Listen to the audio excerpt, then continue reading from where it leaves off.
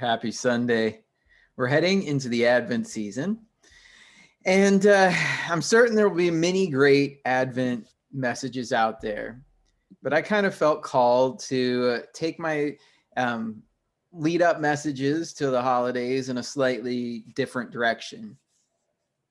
So in faiths like Islam and Baha'i, Jesus the Nazarene is not seen as the sole spiritual head, leader, however you want to phrase it.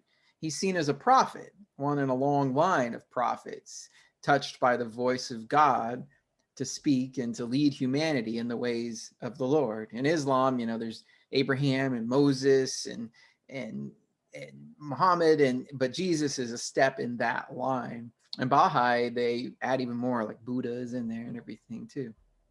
I'm not endorsing any of those because I sustain Jesus as the Christ, the Messiah, etc. That's kind of a central tenet of our faith, right? Jesus is the Messiah. That's the definition of Christianity. But I thought about all the birthdays we don't necessarily celebrate with the fanfare that we celebrate Christ. Even though some of these people that other religions hold in like equal level are worth celebrating too, and our faith wouldn't be quite the same without them. So this Sunday, I thought I'd go with Moses.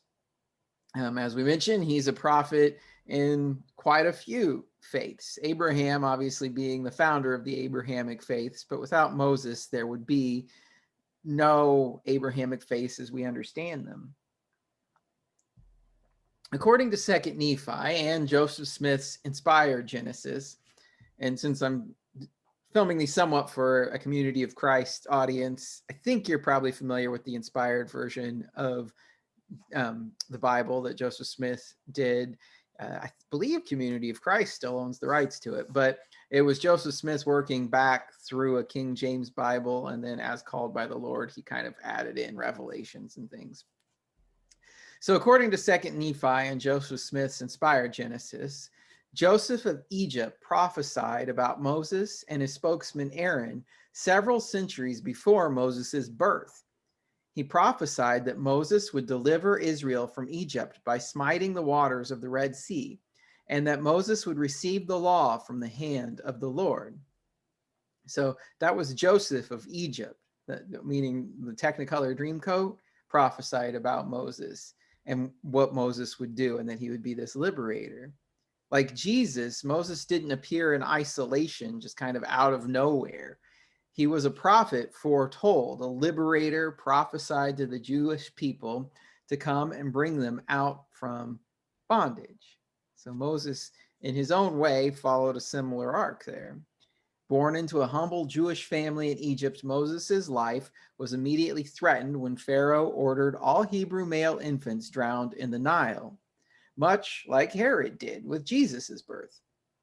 Though Moses' mother hid him for 3 months, she was eventually forced to set him adrift in a basket. The infant Moses was rescued when Pharaoh's daughter found and adopted him into the elite of Egyptian royalty. So from humble beginnings, we have the makings of a king, right? When Moses came to the years of discretion, he refused to be called the son of Pharaoh's daughter, according to Hebrews 11. That's not any weird inspired or Book of Mormon Hebrews 11. That's just the regular Hebrews 11, right? So for those of you who are of a less LDS leaning. Moses, incensed by an act of Egyptian violence toward a Jew, killed the offending Egyptian taskmaster and hid the body in the sand. The next day, realizing that Pharaoh knew his deed, Moses fled to the wilderness. There, Moses wandered for some time. Again, we see a similar thing with Christ in the wilderness. So while in Midian, Moses met a priest, Jethro, and married Jethro's daughter, Zipporah. Don't they sell makeup? Anyways, Moses had 2 sons with Zipporah, Gershom and Eleazar. The fugitive was content to live with Jethro. Moses was content to live with Jethro and became a shepherd in the wilderness. Moses' many years later, that's oddly worded. Moses, many years later, experienced a come to Jesus moment.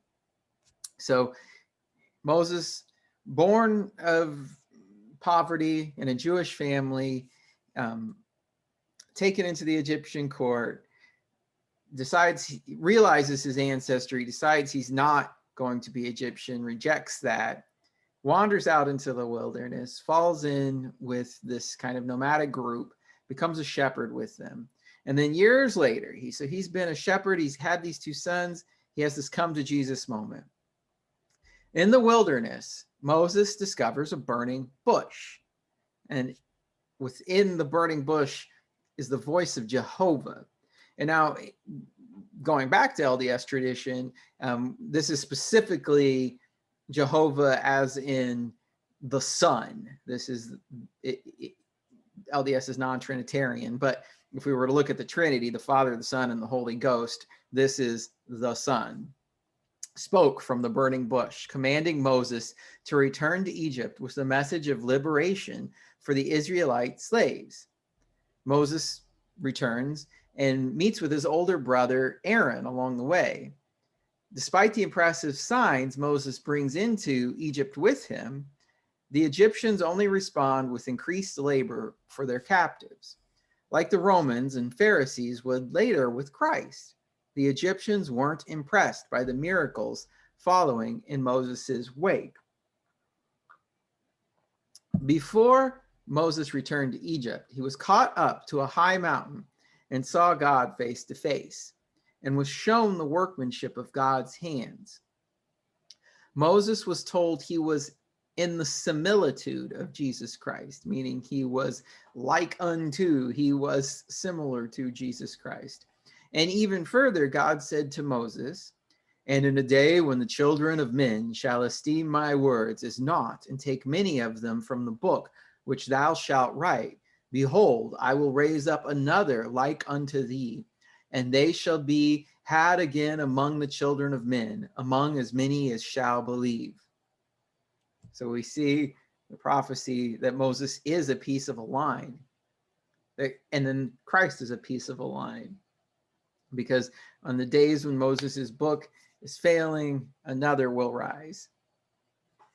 10 devastating plagues ravished Egypt after he gets there, culminating in the death of every firstborn Egyptian. Pharaoh, finally convinced of the futility of fighting, frees the Israelites. But he changes his mind again and pursues them to the Red Sea. The Israelites escape by crossing the sea on dry ground, while Pharaoh and his army follow, and they're drowned. Safe from their overlords, the Jewish people start to complain about not having food and water. So they've been through this huge ordeal of persecution. They're coming to the beginning of a long journey, but what kind of feels like the end of a journey too. Jehovah responds to their want by miraculously providing water and bread from heaven to feed the congregation. In a terrifying display of divine power, Jehovah then gave Moses a series of laws encapsulated in the 10 Commandments. So here we see a supper and the giving of laws, a supper of bread and water. Finally situated close to Canaan, separated only by the Jordan River, some of the Israelite tribes, satisfied with the prosperity of their current position, received permission from Moses to settle permanently on that other side of the Jordan. The other tribes waited expectantly to cross into Canaan. Moses, however, preparing for his end, gave authority to his younger assistant Joshua.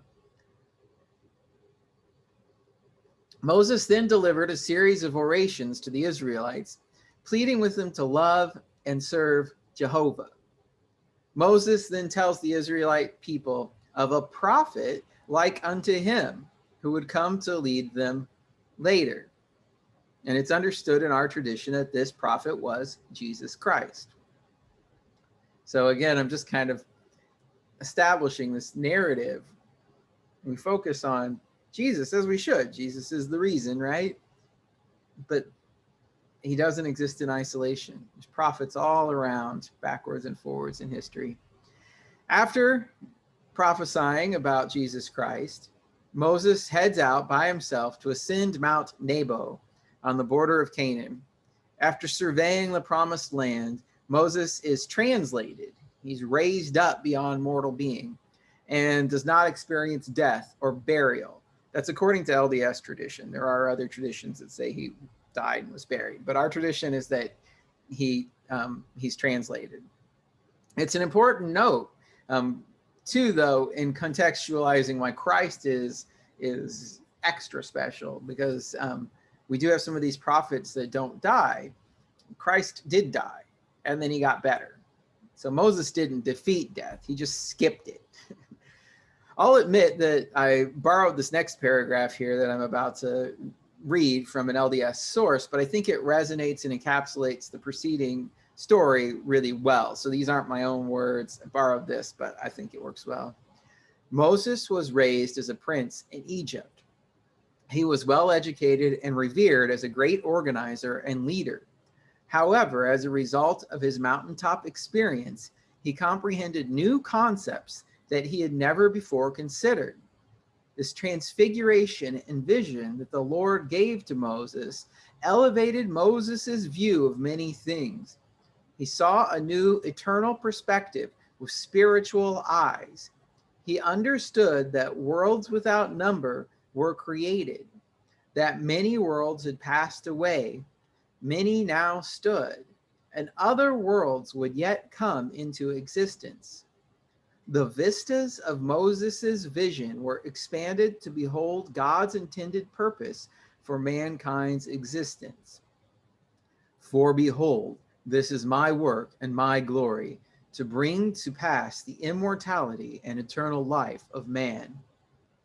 Blessed with this broader vision, this panoramic perspective, this God's eye view of the Lord's entire plan and purpose, Moses was better prepared to lead Israel from spiritual darkness and Egyptian bondage into light and freedom in the land of their ancestors. So the first 5 books of the Bible are credited to Moses. Not only did we receive the commandments from him and our shared heritage as remnants of the faith founded by those servant people of lost antiquity in Egypt, who we now know as the Hebrews or the Israelites or the Jewish people, but that identity wasn't necessarily there with them in the time, right? So that shared heritage we have with the remnants of that faith are also the foundation blocks of our scriptural heritage. So that kind of wraps up my basic just analysis of Moses, just a quick brief history, and to show how he is a prophet in a line and how Jesus relates to these prophets around him. But I also want to add in a little quick aside, and it's just kind of a fun thing. And it's disproven actually by most historians. I mean, disproven. There's a popular theory that Moses is based on the Egyptian leader Akhenaten. You've probably heard it. It's been around a long time.